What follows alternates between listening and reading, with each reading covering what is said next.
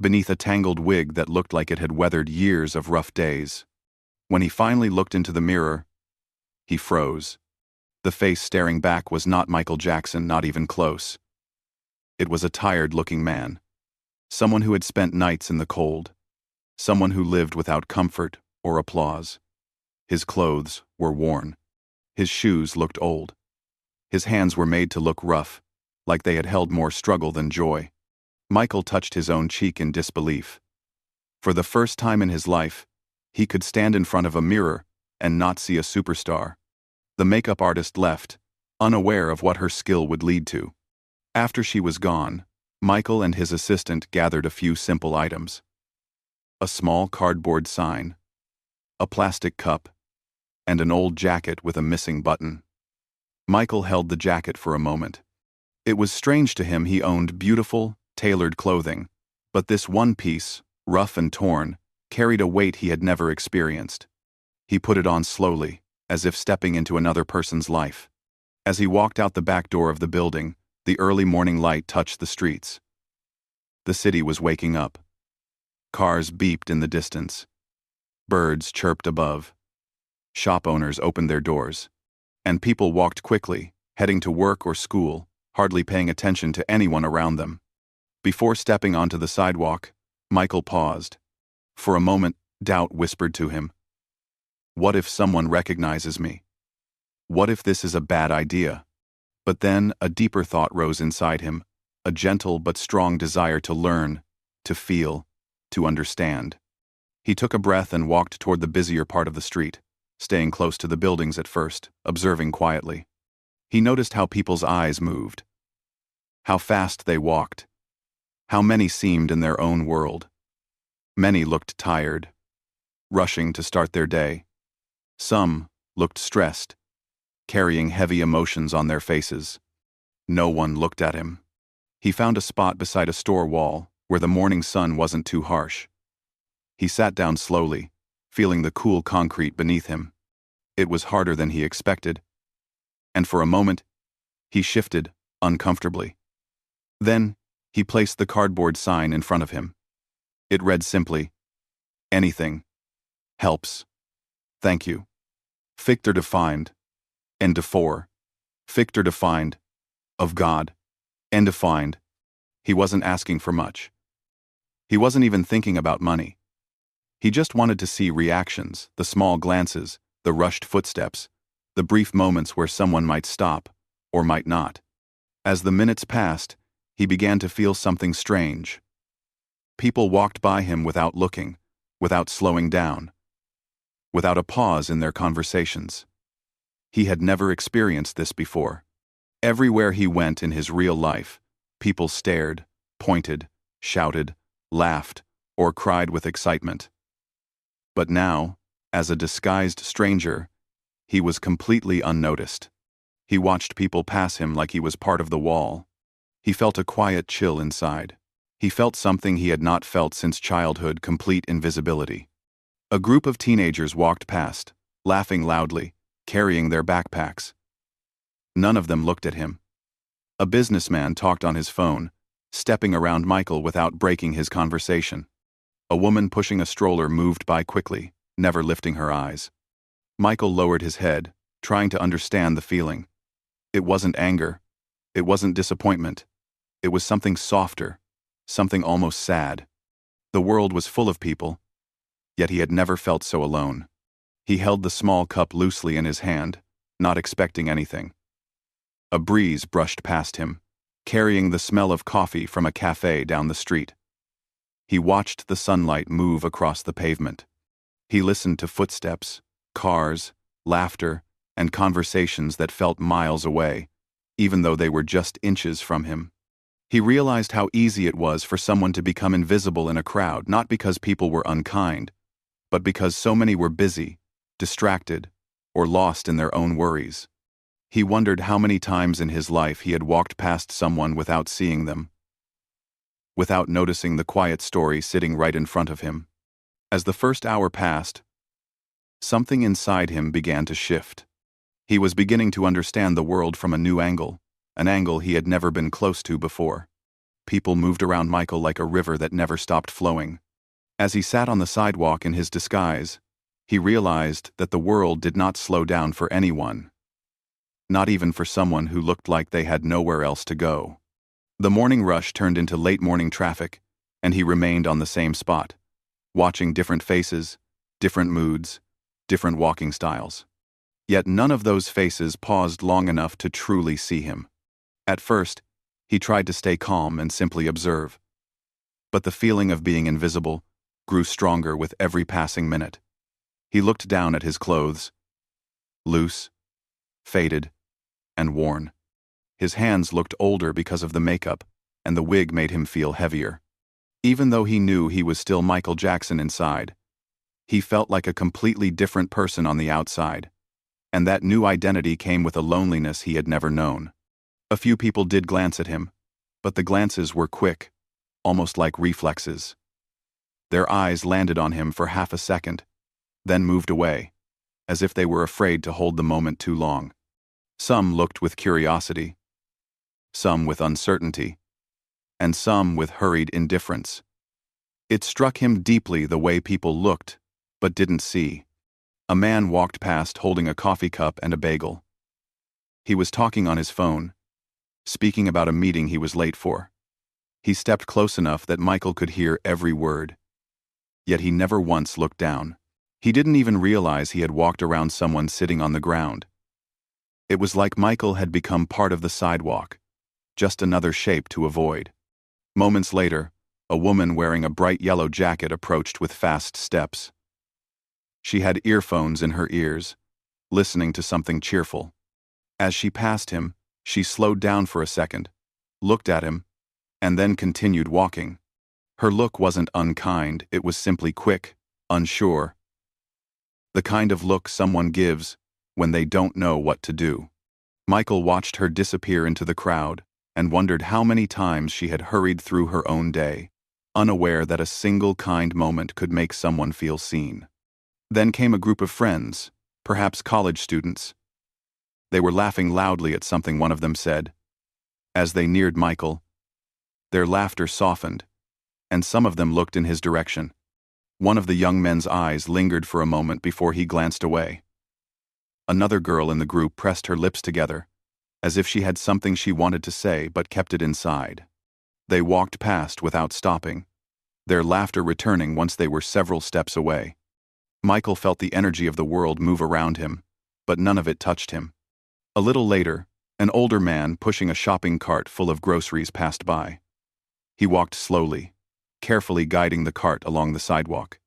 When he reached Michael, he paused for a heartbeat, looked down, and then gave a small nod before moving on. It wasn't a long interaction, but it felt more personal than anything else he had seen that morning. Michael appreciated that small gesture. It was simple, quiet, but respectful. Still, the hour continued to stretch on, and Michael's back began to ache slightly from sitting on the hard ground.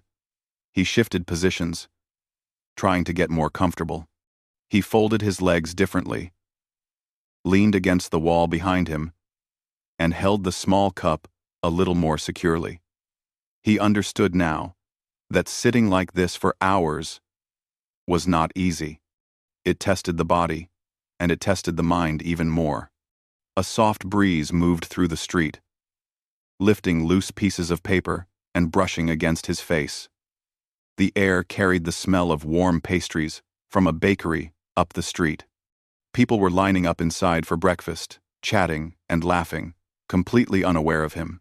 For a moment, Michael imagined himself walking inside, ordering something warm, feeling the comfort of a normal day. But he reminded himself that this was not about pretending to escape. This experiment had a purpose. He wanted to learn, really learn. That meant he had to stay where he was and feel every part of this experience. Time passed. More people rushed by. Some were dressed in business clothes, some in casual outfits, some in sportswear. There were parents carrying children, students walking with backpacks, tourists taking photos of buildings and cafes. Every kind of person walked past him, yet none of them stopped. Eventually, a small sound caught his attention. It was the gentle tapping of a little girl's shoes. She was walking beside her mother, holding her hand. The girl couldn't have been older than 5.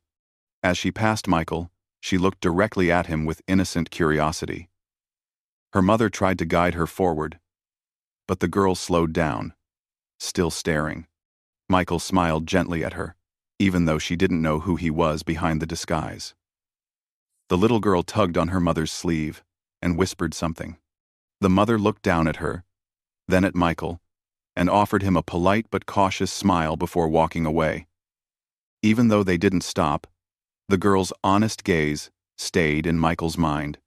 Children, he thought, had a way of seeing the world with open eyes. Minutes later, a teenager approached with a skateboard tucked under his arm. He stopped for a moment, looking at the cardboard sign. Then, at Michael. He reached into his pocket, pulled out a quarter, and placed it gently into the cup. Michael thanked him softly, trying to keep his voice low and unfamiliar. The boy nodded before continuing down the sidewalk. That small kindness warmed Michael's heart. It wasn't the amount, it was the fact that the boy had stopped at all. But as the day went on, the brief moments of kindness were few compared to the long stretches of silence. Michael realized that being ignored was not noisy. It wasn't dramatic. It was simply empty.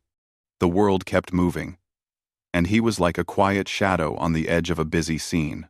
He listened to conversations, to footsteps, to laughter, to sighs, to the rustling of plastic bags and the rolling of suitcase wheels. Yet none of it belonged to him. He felt like he was sitting outside the world, watching life happen through a window. He started noticing small details he had never paid attention to before. The way some people walked with confidence, while others walked with uncertainty. The way some held their heads high, while others stared down at their feet. The way some carried heavy bags physically, while others seemed to carry heavy worries emotionally. It made him think about how much each person must be dealing with, even if they looked perfectly fine on the outside. At one point, a gentle drizzle began to fall. It wasn't heavy enough to make people run, but it was enough to make them walk a little faster. Michael felt the droplets on his hands and jacket, and he quietly pulled the collar closer to his neck. The drizzle made the concrete cooler, and he shifted again to avoid the damp spots. Still, he stayed in place. Eventually, the drizzle stopped, and the clouds slowly began to open up. Sunlight peeked through, casting warm light on the street. People started slowing down just a little, maybe enjoying the return of the sun. A couple holding hands walked by, smiling at each other, lost in their own world. They didn't even notice Michael sitting a few feet away. As the second hour came close to ending, fatigue settled gently into his body. Sitting still for so long was not easy. But what affected him more was the emotional weight, the simple truth that many people passed by without a single moment of connection. He had always known fame made him stand out.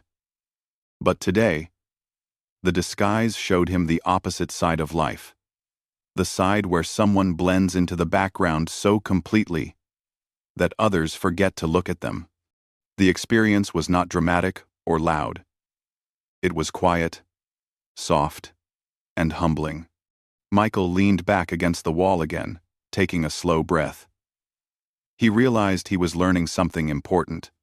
He was discovering what it felt like to be present in a busy world, yet unseen by the people moving through it. And in that stillness, he understood something that he could never have learned from stories or interviews or reports. He now understood what it felt like to be invisible. Nothing about his face showed kindness. The man stopped in front of Michael and looked at him for a long moment. Not in a rude way. Not in a suspicious way. Just present. Then, the man reached into the paper bag and pulled out a warm roll of bread. Without saying a word, he handed it to Michael. Michael accepted it with both hands, touched by the generosity. He murmured a soft thank you, keeping his voice simple and quiet. The man nodded once, gently, then continued on his way. Michael held the bread carefully.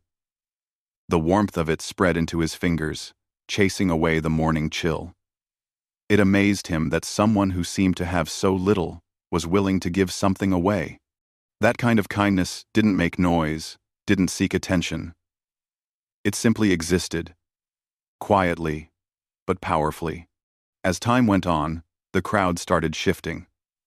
Midday brought a different type of energy. People looked less rushed and more settled, as if the morning pressure had faded. The sounds of the city changed too, less honking, more chatter, more laughter. A young man wearing a delivery uniform approached next.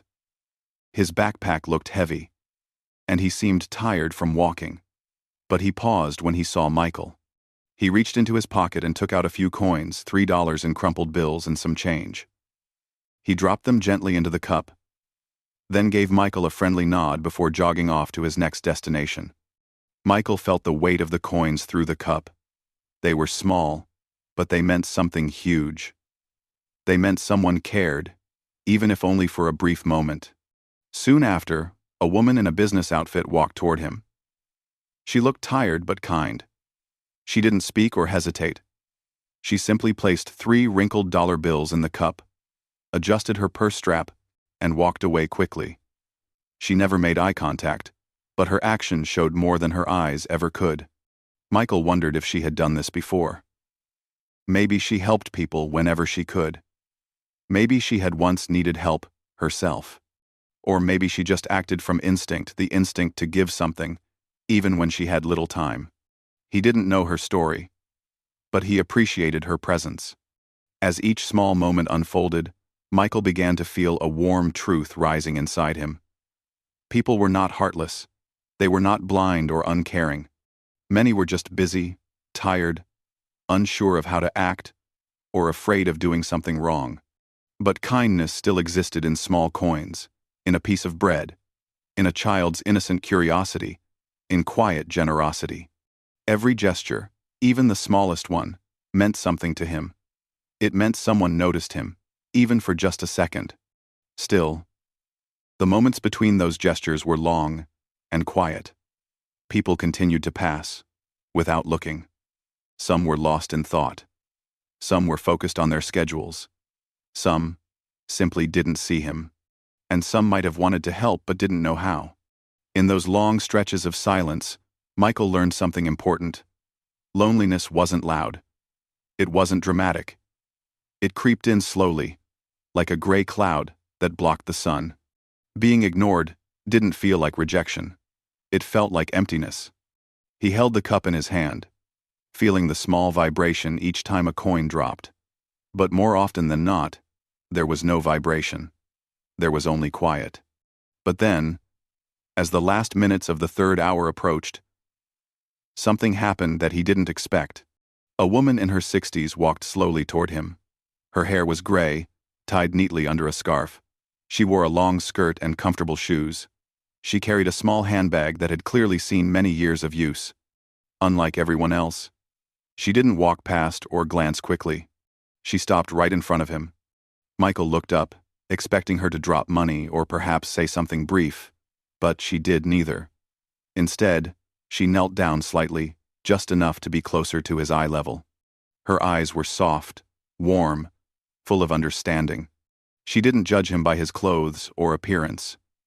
She didn't rush. She simply looked at him as if he were a person she had known for a long time. Her hand rested gently on his shoulder. Her touch was kind, steady, not heavy. "You're not alone," she whispered. Her words were soft, but they carried a feeling that shook him inside. He felt something shift in his heart, something tender and emotional. For a moment, he forgot the disguise, forgot the experiment, forgot the world rushing behind her. The gentle warmth of her voice felt like the first true connection of the day. Michael wanted to speak. He wanted to tell her thank you, but the words got lost somewhere inside him. He simply nodded, hoping she understood how much her kindness meant to him. The woman gave him one more caring smile before she stood up slowly and continued down the street, blending back into the crowd. Michael watched her until she disappeared from sight. That moment stayed with him, deeper than any coin or gesture. Her words echoed in his heart. "You're not alone." He realized then that the world could be busy, distracted, and noisy. But one sincere moment of human connection had the power to change everything. He looked at the cup in his hands, $5.43. It wasn't much, but the meaning behind it was priceless. The gentle touch of the elderly woman stayed in Michael's heart long after she walked away. Her words, spoken softly yet full of warmth, echoed in his mind like a quiet reminder of everything he was trying to understand. "You're not alone." Those three simple words carried more comfort than he had felt all morning. They felt honest, human, and full of compassion. Michael realized he had not heard those words from a stranger in many years. They were the kind of words people often saved only for those they cared about. But she had offered them freely, without knowing who he was, without expecting anything in return. As the woman faded into the crowd, Michael let himself breathe a little slower. He leaned back against the wall, letting the moment settle into his heart. The world around him continued moving, busy and noisy, but inside him, something had become still, a gentle stillness, filled with meaning. He looked at the cup in his hand. The coins inside were not many, but each one reminded him of a moment he would not forget. The young girl's innocence, the delivery boy's generosity, the man's warm bread, the businesswoman's quiet kindness, and now the elderly woman's comforting words. These small actions carried a weight that touched him more deeply than any grand gesture ever could. He had come here to learn something different about the world, but he was learning something different about himself, too. His assistant, watching discreetly from a distance, was surprised by how long Michael had stayed in the same spot. He expected Michael to be tired, uncomfortable, or eager to return home. But instead, he saw a calmness in him, a peaceful interest in the world around him, as if Michael was not just acting or pretending but truly living in that moment. Eventually, as the afternoon light softened and the sun drifted behind a few clouds, Michael felt a gentle pull inside him, a feeling that it was time to end the experiment. Not because he was tired or uncomfortable, but because he had learned what he had come to learn. The world had spoken to him in quiet ways, and he had listened. He slowly lifted himself off the concrete ground. His legs were stiff and slightly numb from sitting for so long.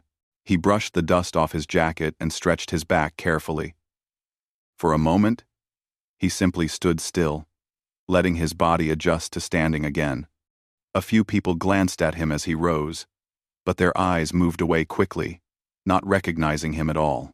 Michael began walking toward the alley where his assistant was waiting. The street felt different now, not because the people had changed, but because he had changed. He walked slowly, feeling the ground beneath his old-looking shoes. Noticing every detail he had overlooked earlier, the sound of a bicycle passing, the soft hum of a bus approaching, the faint laughter from a group of students near a cafe. He held the cup in his hand, listening to the coins lightly clinking with each step he took. The sound was small, gentle, almost musical. He smiled at that thought. Even in disguise, even in silence, life still found a way to create a soft rhythm around him. As he approached the alley, his assistant stepped forward with a careful smile. Trying not to draw attention, he whispered, "Ready to go back?" Michael nodded. But his eyes were calm, thoughtful, and filled with the lessons of the day. They walked together toward a quiet building nearby where the makeup artist had left all the removal tools. Once inside, away from the eyes of the public, Michael sat in front of a mirror again. This time, the face staring back at him felt even more unfamiliar than before. Not because of the disguise, but because of everything he had experienced while wearing it. He lifted a hand to the wig, touching it gently, almost with gratitude. This old, tangled wig had given him the chance to walk unseen, to feel the world without fame surrounding him. His assistant carefully removed the wig and set it aside while Michael continued to stare at the reflection. The makeup artist wasn't there anymore, but they had everything they needed to take off the disguise. One by one, the layers came off. The fake marks, the dusty skin tones, the aged textures, they all dissolved under the soft cloth and makeup remover. As each piece disappeared, Michael's true face slowly returned. But even as he watched his own familiar features appear again, he didn't feel exactly the same.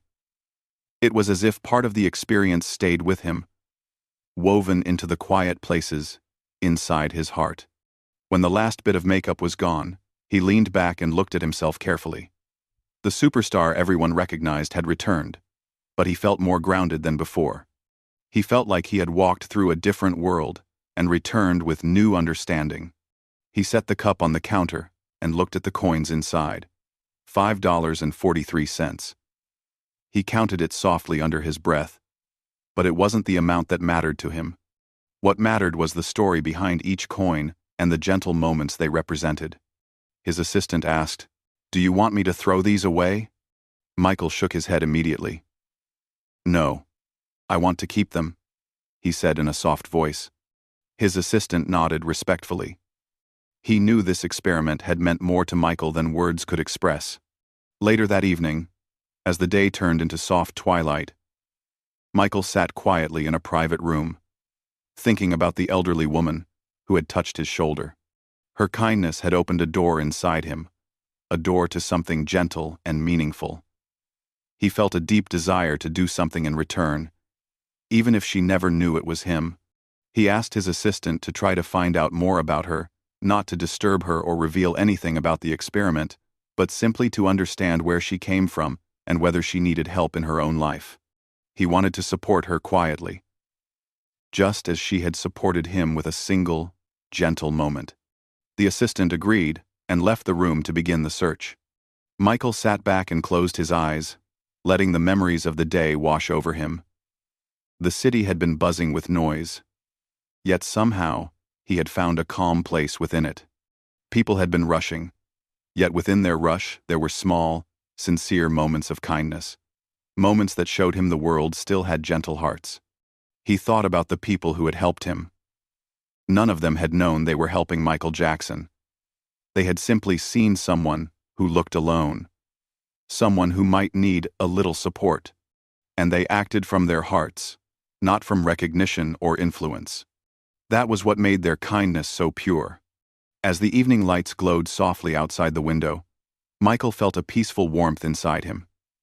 He realized the experiment was not just about learning what it felt like to be unseen. It was about discovering that even in the busiest, most distracted moments of life, kindness still found its way through. Quiet kindness, small gestures, simple humanity. He placed the cup of coins beside him and looked at it once more. Not as money, but as a reminder that sometimes the smallest actions hold the biggest meaning. A reminder that love and compassion didn't need cameras or spotlights. A reminder that kindness, even when unnoticed, had the power to touch a soul. He smiled softly to himself, grateful for the strange, unforgettable day that had changed him in ways he had never expected. Michael spent the rest of the evening sitting quietly, replaying every moment of the day in his mind. Each small gesture, each quiet moment of kindness, and each passing face had stayed with him like pieces of a gentle puzzle. He felt different, lighter, softer, more awake to the world around him. The disguise had come off hours ago, but the feelings from that day still held on to him, refusing to fade. He looked at the cup sitting beside him. The $5.43 inside felt heavier than any award he had ever received. Not because of the amount, but because of the meaning behind it. Every coin, every bill, every tiny piece of metal told a story of someone who had paused long enough to care. It wasn't charity for show. It was kindness without a name attached.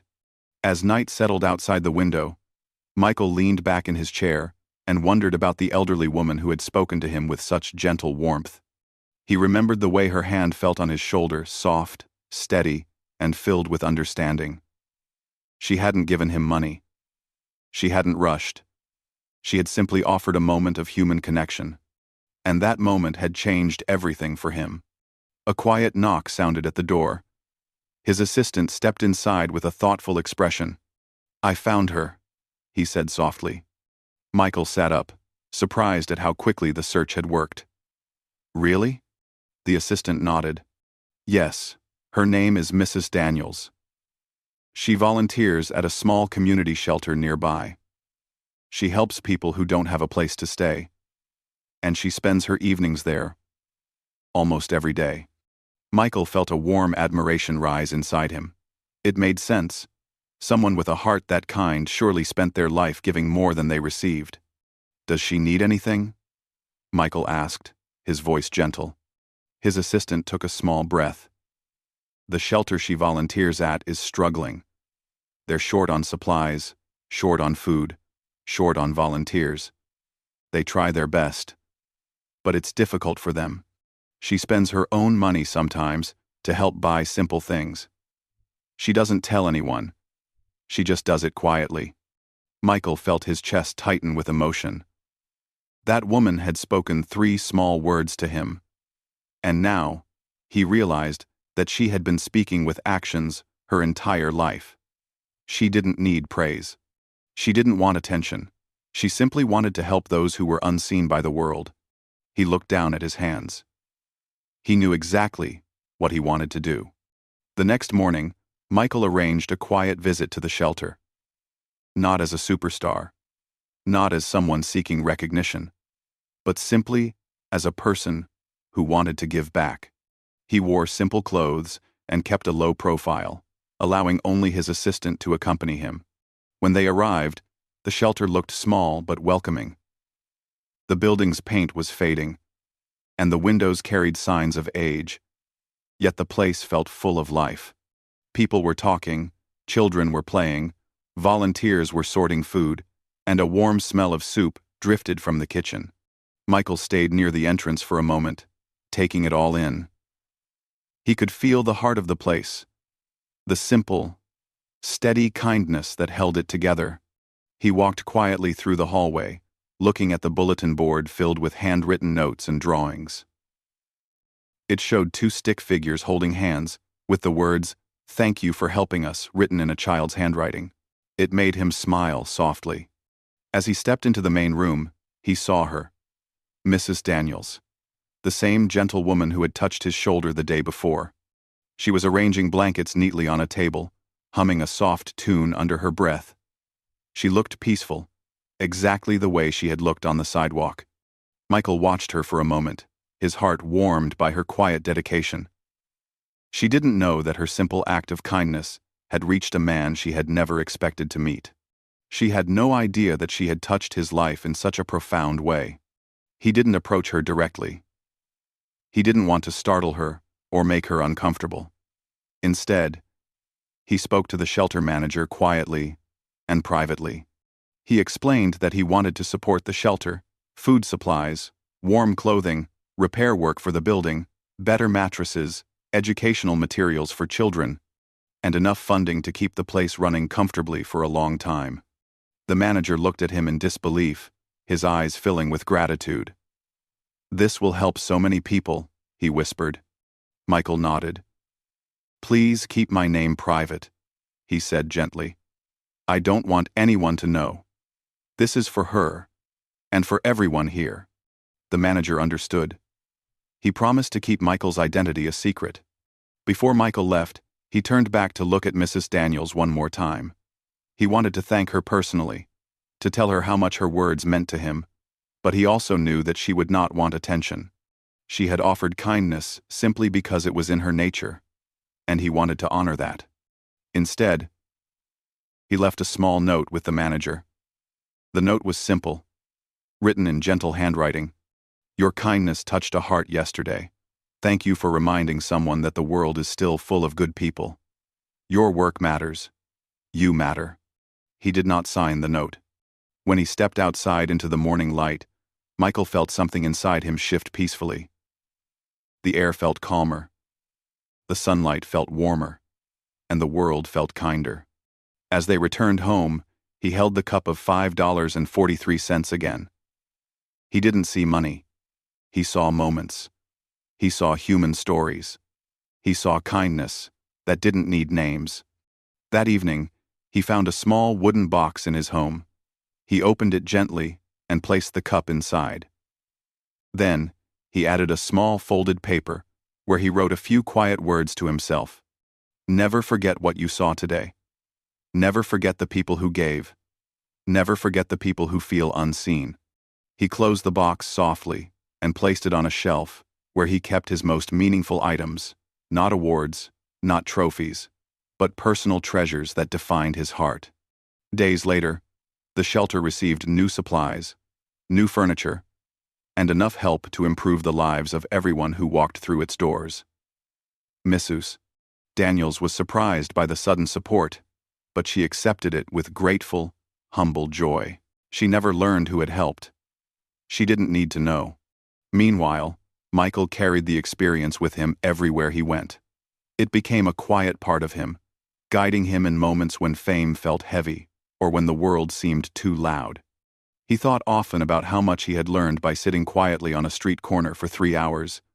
He thought about how many lives passed by without being noticed, and he promised himself never to overlook someone again. The experiment had given him something that no stage, no music award, no spotlight could ever give: a deeper understanding of people, of kindness, of the softness hidden in everyday life. He realized that being seen was not the most important thing in the world. Seeing others was. And in that realization, he found a new kind of peace.